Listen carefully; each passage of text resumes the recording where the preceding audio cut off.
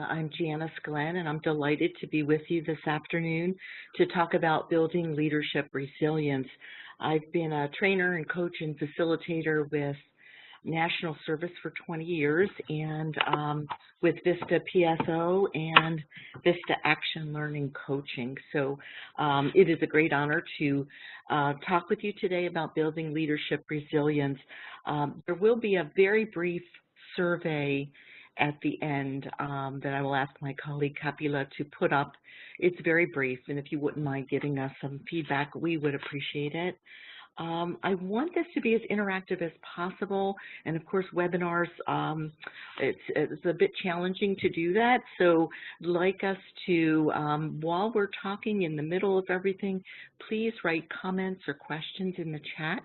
I will also at some point just turn it over to you to talk about your experiences of resilience or what you have seen or witnessed about resilience. And so I'll try and make it as interactive as we can. Please mute your phones. That would be helpful to not have background noise. And so let us begin, okay? Just let me begin with our agenda. What we're going to just what we're going to cover today. We're going to look at the big picture and define what is resilience, what does it mean to be resilient as a leader, to think about strategies of how to build resilient leadership. And again, I want to hear from you, your stories, your experiences as Vista leaders. What have you done to be a resilient leader? What have you experienced? How do you share resilience and teach resilience to your Vistas? Then we'll look at some practices of very competent, resilient leaders, and we'll have a little more chatting and through the chat function, and do a reflection and hopefully have you think about one takeaway that you might use and apply at your sites. And then I have some resources listed for further study and exploration. If you do want this PowerPoint, I'm happy to share it. You can just send me an email and I will share it with you. Okay? All right, so that's what we have planned for today. So resilience defined. As you see, resilience, it's a capacity to bounce back from setbacks and to thrive in times of challenge and change, which are all the time.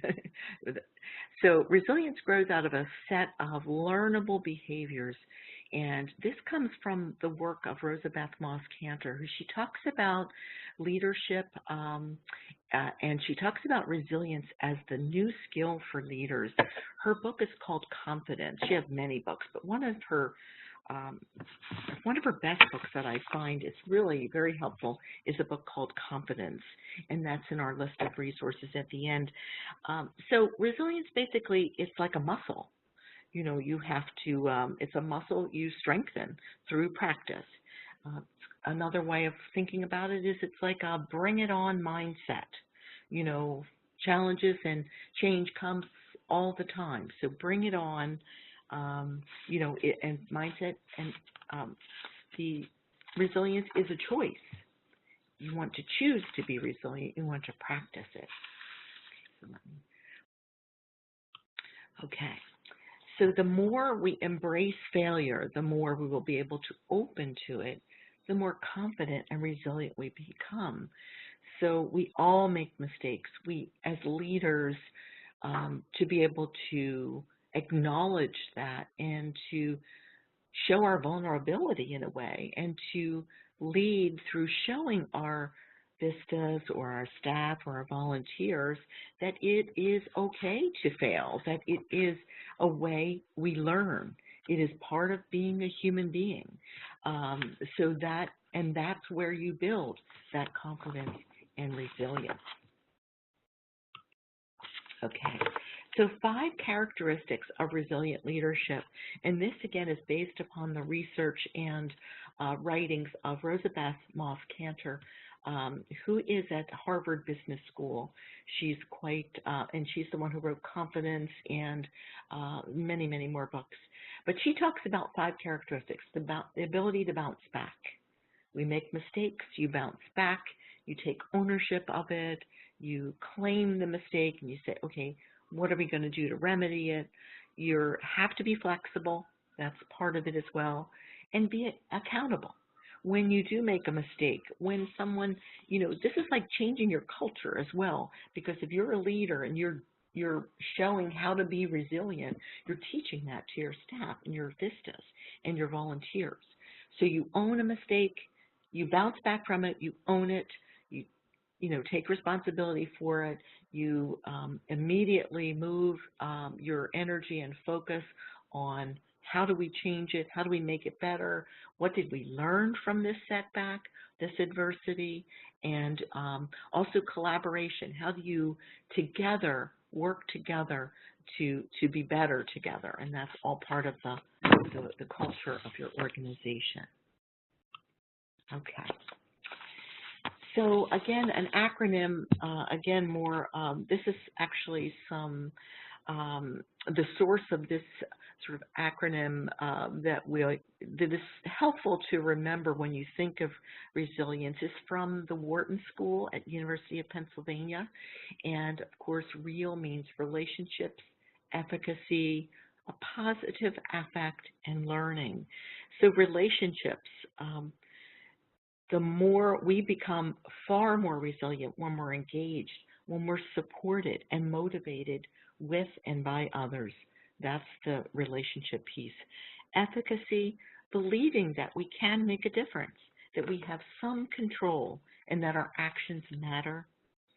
A positive affect, when we experience positive emotions, happiness, optimism, satisfaction, gratitude, peace, our bodies relax, our physical stress, our blood pressure decreases. And learning, when we find lessons, meaning, and purpose in our challenges and traumas and stress, we are better able to move on, understand that we have grown and we have strengthened our resilience. Okay. So how do I become more resilient? How do we do that? So I would like you to think about a time in your own personal and professional life when you were able to overcome, prevail, or bounce back, or rise above a difficult situation.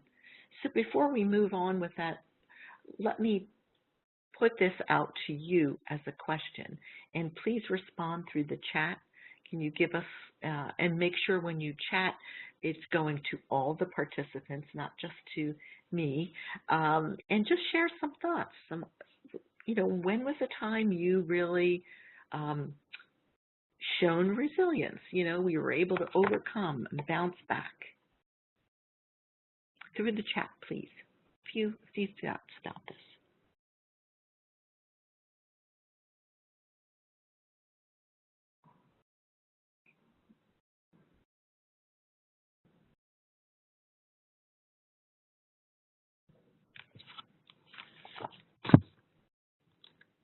Any thoughts, ideas, any experiences you want to share? I don't see anybody writing.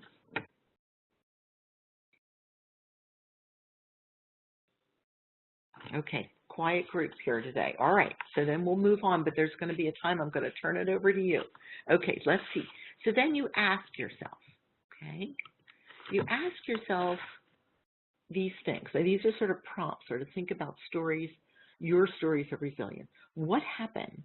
What were you thinking and feeling at the time? How did you get through it? What did you do that helped you get through this situation? And what did you learn from the experience that made you a more resilient person today? So I'm turning it over to you all. Share some thoughts and experiences with us, please.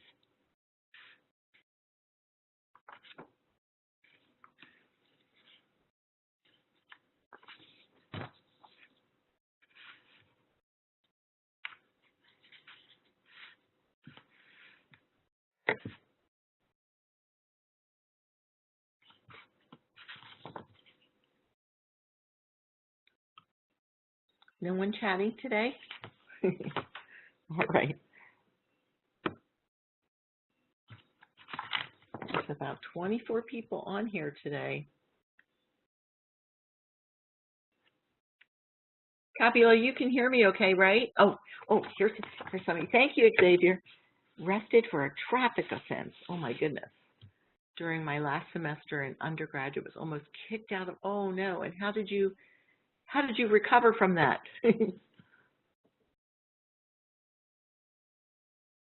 So that must have been scary and upsetting. Thank you for sharing that. Other issues, other situations. I know you all have them. We all do.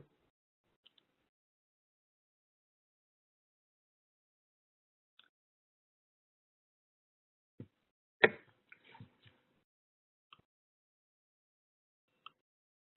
think somebody else was chatting. Let's see. Xavier's responding. Relied to my connections through the school. People advocate for my character. Excellent. Wonderful. Okay, whenever I'm tasked with a difficult situation, try to, I had to live in another country. Oh my goodness, pulled over at gunpoint. Ooh, okay. Yikes. Had to live in another country. I don't want to miss anything. I try to remember you're only human and reach out. Absolutely. We are only human. We're all in this together. Oh my goodness, and pulled over at gunpoint by police. Oh, scary. Oh my goodness, malaria.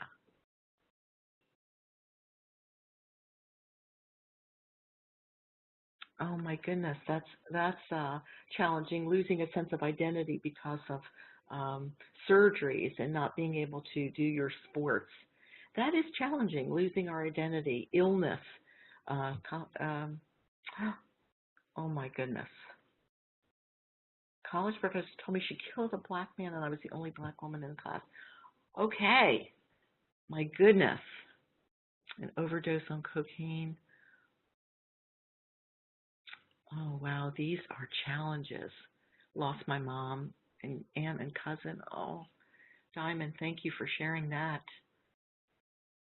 My goodness, these are heartbreaking and really incredible that you're all here, that you're all doing your VISTA work. This is a testament to your resilience, and I am sorry for your loss too, Diamond. Thank you, Xavier. These are awesome, and thank you for sharing that. These are scary and show great strength. What great strength and resilience you all have. And thank you. Yes, thank you for sharing, and sorry for your loss. Oh, my goodness, thank you.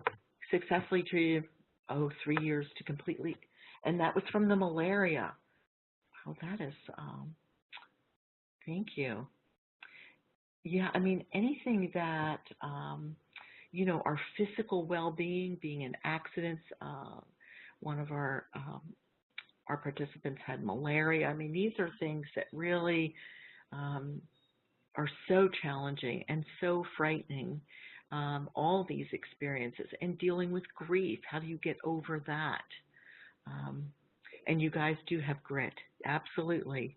Grit and resilience. So, and courage, great courage. So thank you for sharing that. That's why we love our VISTAs and our VISTA leaders. My goodness, you're all making the world a better place. So thank you for sharing that. It's really very heartwarming. Does anyone else want to share before we move on? Okay. Get through with support of family and friends and our community partners. Absolutely. Again, that's the R in relationships. When we were looking at that acronym, it is so critically important to, wherever you go in life, to have a support group, to set it up, to actually be intentional with having people around you that will be advocates for you. We all need that. That doesn't mean that means you're incredibly strong to be able to say, to build that community of support. That's a sign of really self-knowledge. And we all need our family and friends and our communities to get us through things like this. And you all have shown incredible resilience based upon your recovery from the experiences that you shared. So thank you so much. Thank you. I'd love to hear more. So keep chatting, keep chatting. This is wonderful.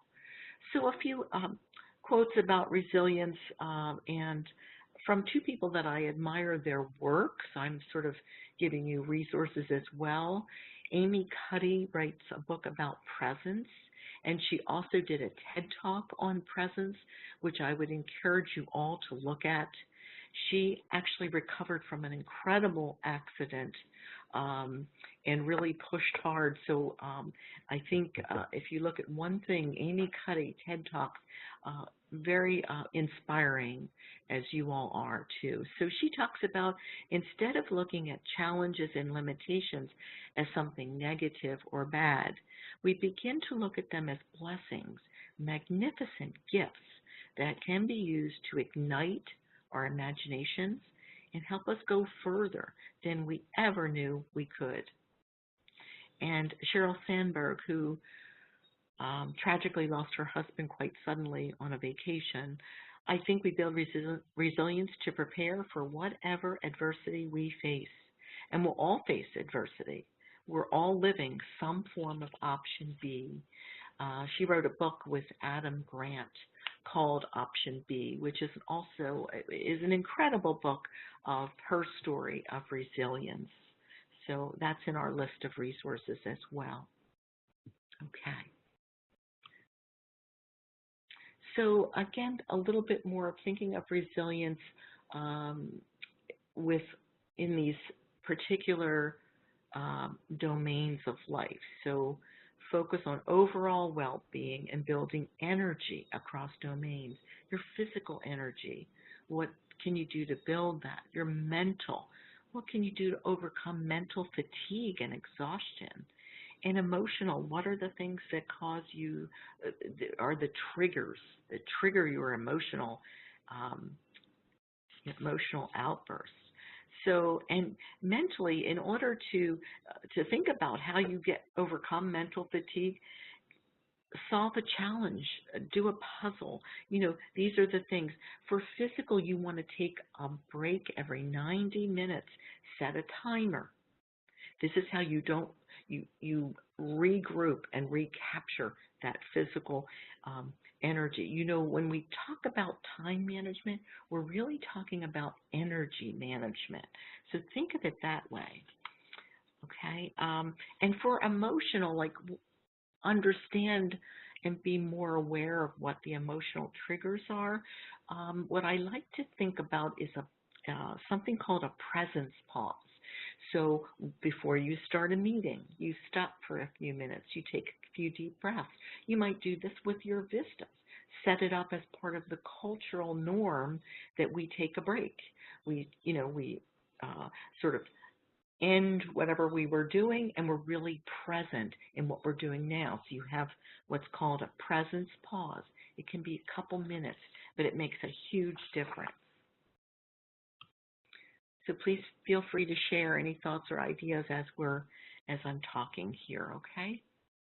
All right, so again, building energy across domains. Well, what about social? What can you do to create more meaningful, productive relationships? Well, you can build that social capital. Ask a colleague for advice. Ask them to give you, give positive feedback to others. Ask them to give feedback to you. Share something you learned yourself recently. So again, that's the sort of social domain. Spiritually, what can you do more effectively to align your behaviors with your core values and purpose? Clarify what you value most. Quiet your mind or think about what inspires you. Spiritual, you may be a part of a religious organization. You may be just focused on spirituality. Praying doesn't have to be, it can be just looking at a flower. It can be a meditation. Spirituality comes in many different forms. But these are all the domains we have to be thinking about in order to build our resilience.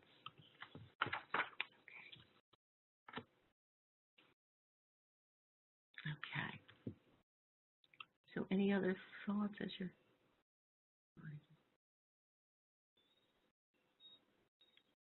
I'm just looking at our chats again, because they were so incredibly inspiring that you've all gotten through all this. Okay, so modeling resilience and emotional intelligent leadership. There's a very strong connection between building resilience and modeling that resilience and emotional intelligent leadership. And you've heard of emotional intelligence, Daniel Goleman, you know, if all the Fortune 500 companies, all the most successful leaders have the research shows they have a huge amount of emotional intelligence. So when leaders need, they need to be able to have some agility to thrive in disruptive, fast-paced change, which is what we're all living in. We're living in such fast-paced and distracting organizations. We are constantly distracted through all our social media, our phones, and we're multitasking. So springing back and recovering from disruptions, mindsets of resilience, you have to have a strong sense of self-esteem. You have to be empathetic. You have to understand others are facing adversity and be aware of that. You have to manage the give and take of interpersonal relationships. Okay, this is all a part of having this leader mindset. That bring it on mindset. I really do like that. And here's Dr. Daniel Goleman again, just an extraordinary resource, particularly around the issue of emotional intelligence competencies, which is so correlated with resilience. So Daniel Goleman talks about emotional intelligence competencies help reduce behaviors that don't work for us and maximize those that do. Okay. Social and emotional intelligence competencies help us make behavioral changes that strengthen our resilience and agility, that bridge the sort of no-do gaps and sustain changes and value over time. Harvard studies of leadership identified authenticity as the top leadership success factor, followed by vulnerability, intuitive thinking, and decision-making, and tough empathy. Okay, these are all correlated and all connected. These are the qualities of resilient leadership. Okay, so self-awareness is a pathway. Oh, I'm just getting more chats here. Thank you. Let's see. I just want to make sure. I never heard of tough empathy. Yes, because people think, and Allie, thanks for asking that. People think of empathy, and people think of emotional intelligence as soft skills. You might have heard that. So, when we say tough empathy, you are empathizing with a person. You are walking in the shoes of that person. You are, sort of taking on their experience. But then you're not just cuddling that person. You're not saying, oh, I'm so sorry that happened or whatever. You are just, maybe you're asking questions. What can we do about that? How can I support you to move on? So that's what we mean by tough empathy. It's not, I feel your pain and let me just give you a hug. That's not enough. Yes, hug is good. Okay, all that's good. But tough empathy is how do you move past it? How do you use that experience to build resilience? So that's what we mean by tough empathy. I hope that helped explain. Okay, let's see if there's anything else here. Took up what I call garden therapy. Melody, thank you. Helped us with this.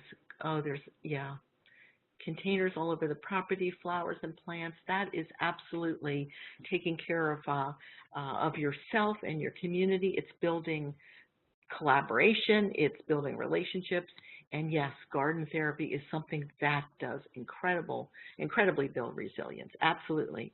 So when we're looking at here is John Kabat-Zinn, again, mindfulness, being in the present moment, which I'm sure garden therapy does that. You are focused on the present moment. You're focused on what's in front of you.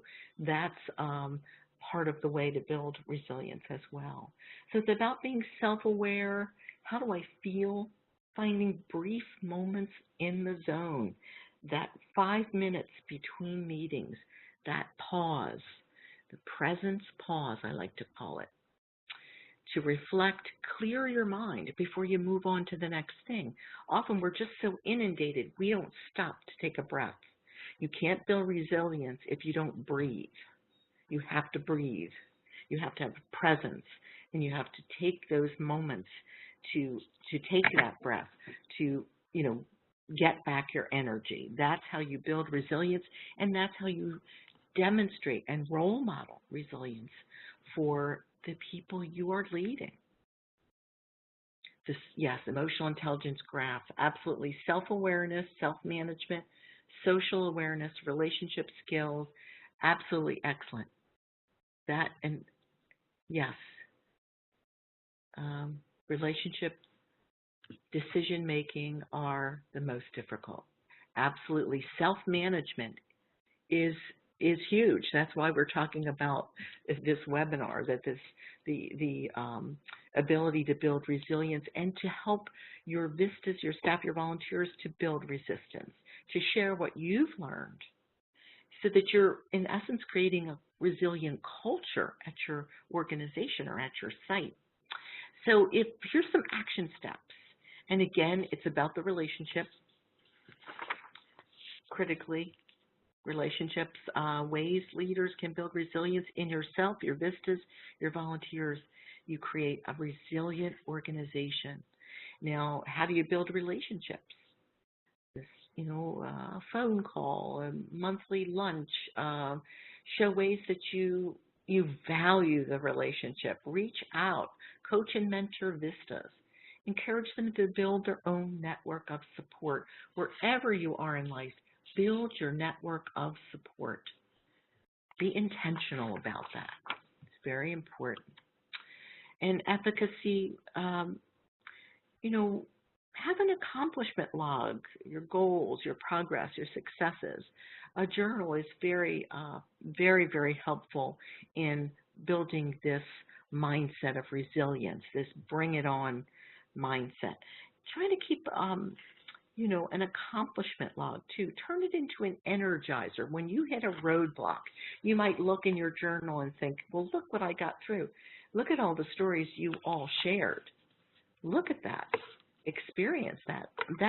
They were all quite traumatic and major challenges that you've overcome. Okay. All right. Okay. Positive effect. So what are ways you can think that might help you create that positive affect? Look for ways that, can spark positive emotions.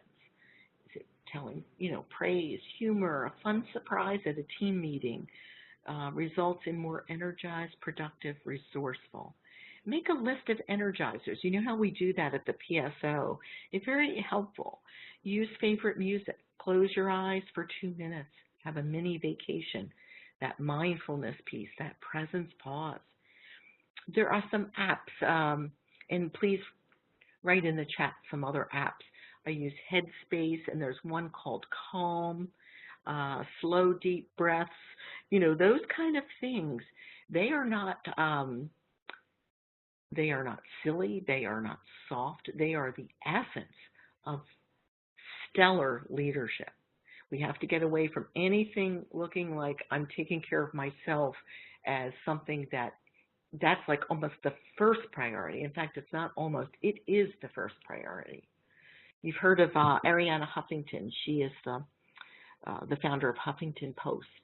Well, she, worked nonstop, 24 hours. She was just going nonstop, multitasking all over the world. Finally, one day she sat at her desk and she actually blacked out, and her head fell on her desk and she was all bleeding. And when she recovered from that, she realized that she was so burnt out, and she's changed her whole focus now. Her whole focus, she has a book called Thrive. She's still leading effectively. She's still an incredible leader, but now even more so that she counts herself first. Okay? So all these are very important.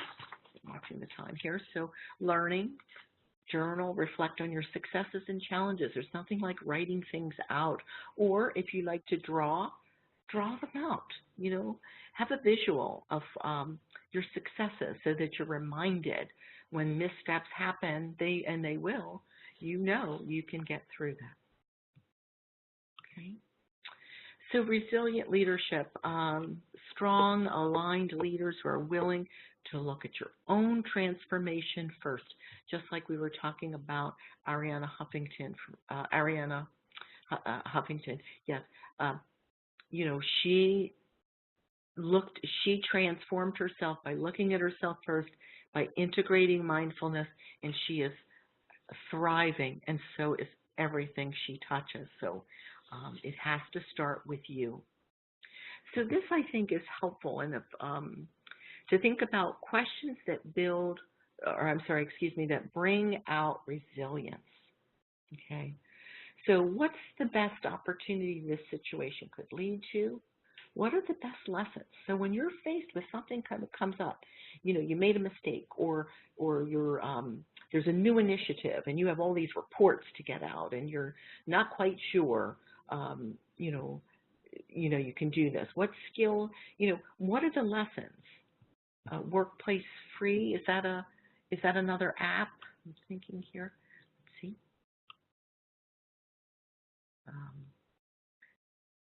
Okay, thank you.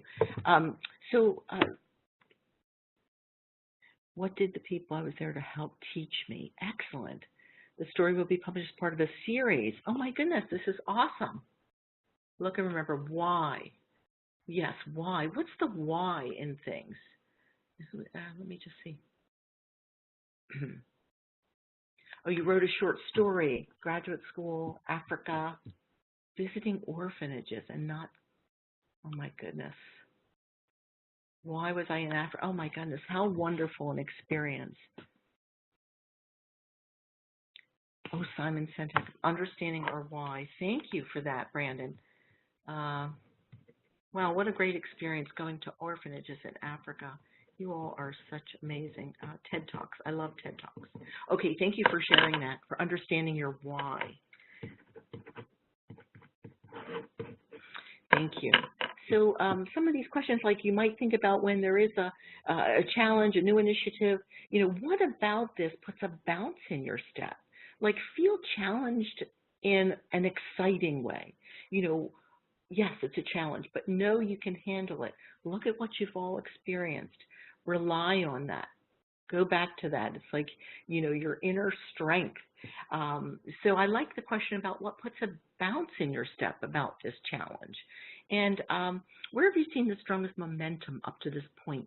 So these questions are sort of things to think about, what skills, habits, knowledge you have that will work here. So it's sort of like a little assessment of when there is a challenge, you know, how do you think it through and plan to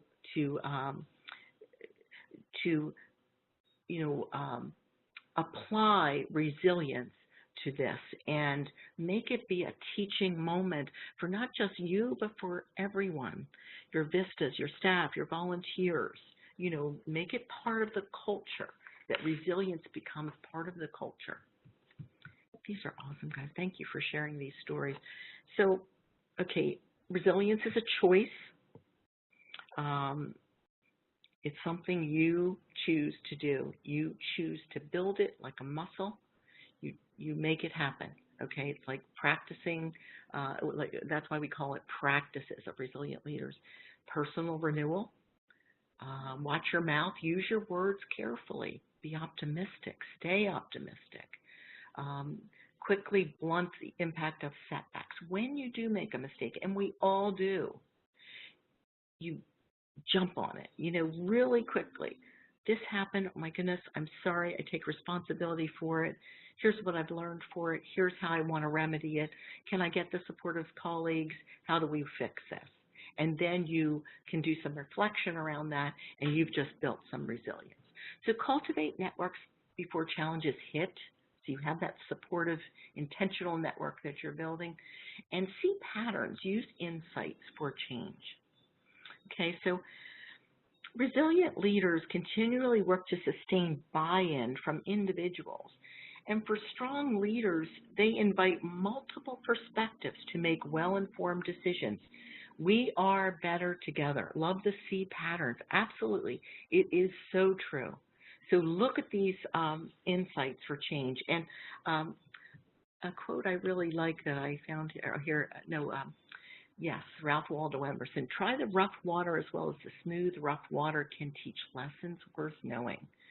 So, so true, so true.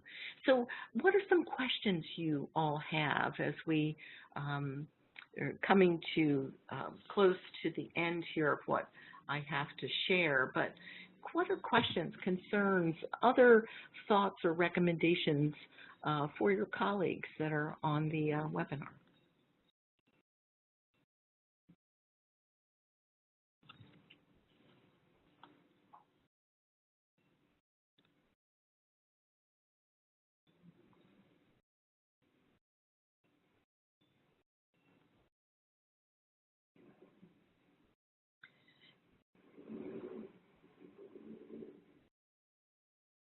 And when I mentioned, being in tune with those around us helps to understand the why. Absolutely, Brenda, thanks. Yes, being in tune with those around us. Understanding the why we're doing this. Absolutely. What else? Other thoughts? What might be a takeaway from this? Oh, as leaders, how do you help others begin the process of building resilience?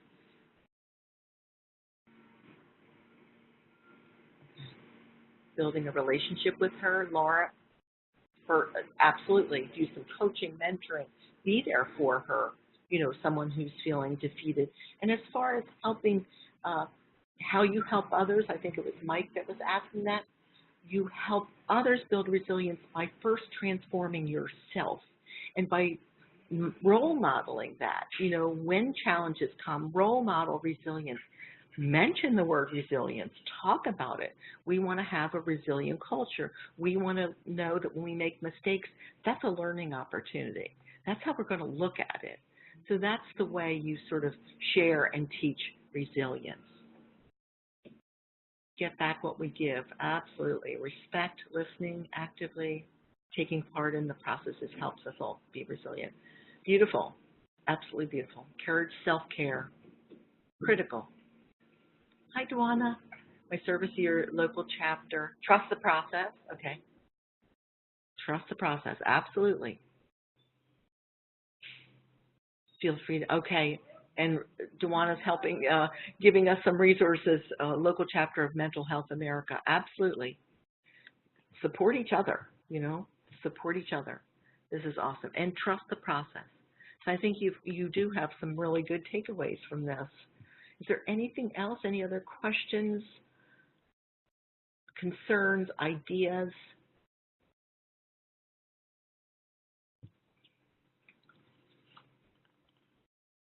Oh, I had a picture on my desk. Absolutely. Oh, yes. I will add my email right now. So please feel free to reach out to me if you want. And also, if you want this PowerPoint, if it's helpful to you, I'm happy to share it. I'm happy to share it. Yeah, I'll be doing a lot of resilience work. Oh, and I found one good resource I forgot to share. It's called, and thank you. Many thanks. We need the PowerPoint deck. Yes, Brenda, I will send it. Thank you. Reading Partners, Xavier, thanks. And let me just show just one more slide. These are our resources on resilience. And one more resource to add, and those of you, one more resource is the University of Pennsylvania has, it's Dr. Martin Seligman. He's written a lot on positive psychology. He has started what's called the Penn Resilience Project. writing it here.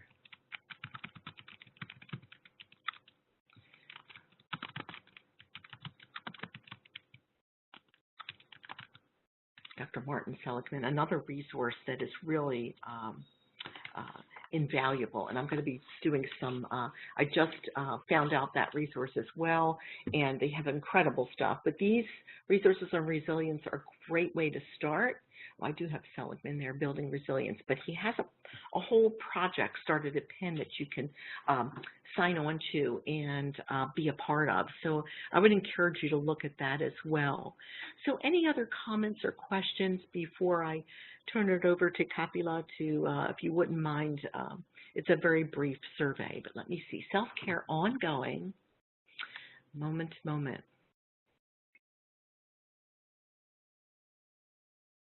Absolutely. Such great wisdom. You all are just amazing. It is such wisdom.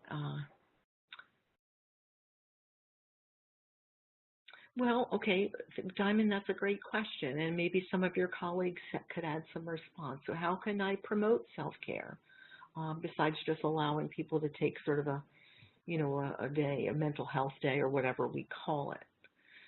How might you promote it? Well, yes, Vista Campus. And Vista Campus has a whole project called Stress Management that I would urge you to look at as well. I have a lot of thoughts about handling stress and ultimately taking care of yourself. But if you want to, self-care happens every day. Yes, it is great. Every day it happens. And you might role model it by, before you start each meeting, say, let's just take a moment to give ourselves a presence pause. Just pause for a minute. Just take a couple deep breaths. That is how you start. And you integrate it into everything. Everything.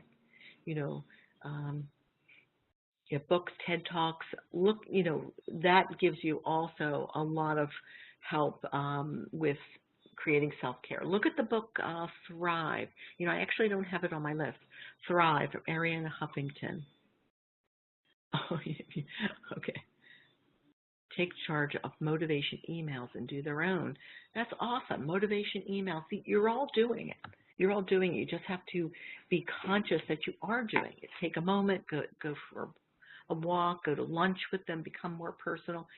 There is nothing more powerful than a trusting relationship. That is where you motivate people, where you build that trust, where you build that collaboration and that cooperation. Yes, our computers, not every 90 minutes, Brenda, every 90 minutes, and you're saying some wonderful things here. Set a timer. A kitchen timer doesn't cost very much at all. Walking meetings, excellent. Have meetings outside, under a tree, you know, touch nature. It changes the whole dynamic. But a timer, as I was telling you, is very cheap. Set it for 90 minutes and then stand up. Stand up, look out the window, go talk to someone. You integrate that because research shows we can't keep going. You can't keep going nonstop. It doesn't work. You're not going to build resilience that way. Time together and outside, absolutely. Awesome. Oh, you guys are so awesome. I shouldn't say guys because you're women and men, so grumpy faces become smiley faces with laughter. Absolutely. But integrate it into meetings. Integrate self-care into meetings, whether it's breathing deeply, having everybody do a stretch, but role model that. Be the leader who models self-care and resilience. Yes.